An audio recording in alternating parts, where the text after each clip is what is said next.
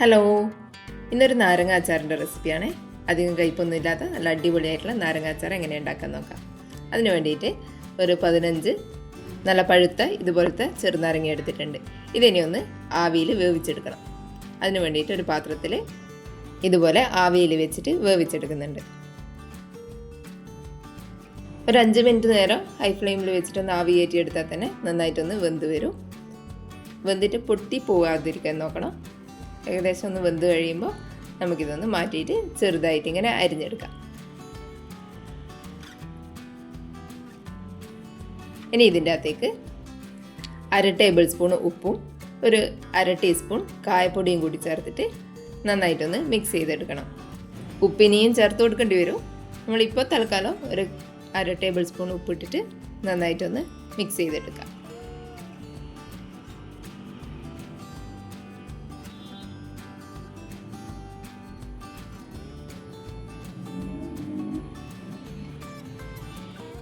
ഇനി ഒരു പാനിലേക്ക് ഒരു 1/4 കപ്പ് അളവിൽ നല്ലെണ്ണ ചേർത്ത് കൊടുക്കുന്നുണ്ട്.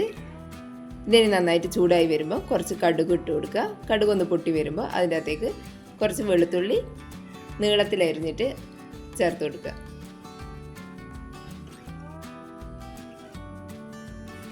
ഇനി അതിൻ്റെ അകത്തേക്ക് ഒരു കഷ്ണം ഇഞ്ചി കൂടി ചെറുതായിട്ട് അരിഞ്ഞത് ചേർത്ത് കൊടുക്കുക. ഇത് രണ്ടും കൂടി നന്നായിട്ടൊന്ന് മൂപ്പിച്ചെടുക്കണം. വെളുത്തുള്ളീൻ്റെ കളറിലൊന്ന് മാറി വരുന്നവരെ നന്നായിട്ടൊന്ന് മൂപ്പിച്ചെടുക്കുക. അതിനുശേഷം അതിൻ്റെ അകത്ത് കുറച്ച് കറിവേപ്പില കൂടി ഇട്ട് കൊടുക്കുക. കൂടെ തന്നെ 2 പച്ചമുളക് കൂടി ചെറുതായിട്ട് വട്ടത്തിലരിഞ്ഞത് ചേർത്ത് കൊടുക്കുക.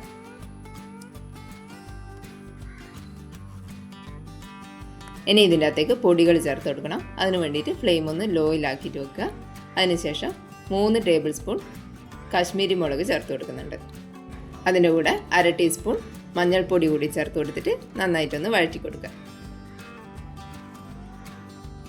ഇനി ഇതിൻ്റെ അകത്തേക്ക് 1 ടീസ്പൂൺ ഉലുവ പൊടിച്ചത് കൂടി ചേർത്ത് കൊടുക്കുക.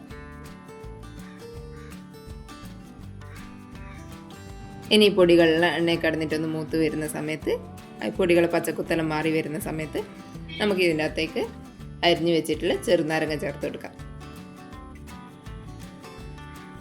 ഇനി ഇതൊന്ന് നന്നായിട്ട് മിക്സ് ചെയ്തെടുക്കാം.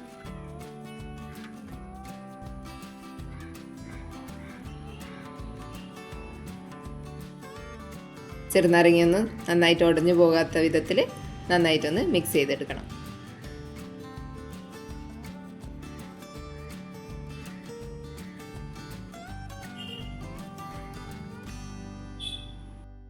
ഇനി ഇതിൻ്റെ അകത്തേക്ക് 1/2 ടേബിൾ സ്പൂൺ ശർക്കര പൊടിച്ചത് കൂടി ചേർത്ത് കൊടുക്കാം.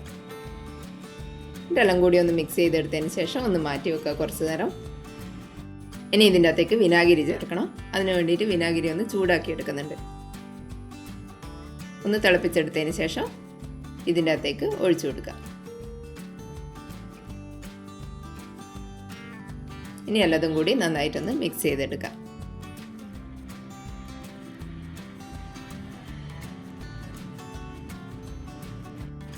ഇനി ഇത് കുറച്ച് നേരം അടച്ചു വെച്ചതിന് ശേഷം ഉപ്പൊന്ന് നോക്കിയിട്ട് കുറവുണ്ടെങ്കിൽ ചേർത്ത് കൊടുക്കുക.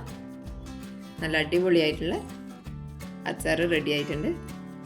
എല്ലാവരും ഇതുപോലെ ഒന്ന് ട്രൈ ചെയ്ത് നോക്കണേ. വീഡിയോ ഇഷ്ടപ്പെട്ടിട്ടുണ്ടെങ്കിൽ സബ്സ്ക്രൈബ് ചെയ്യണേ. Thank you.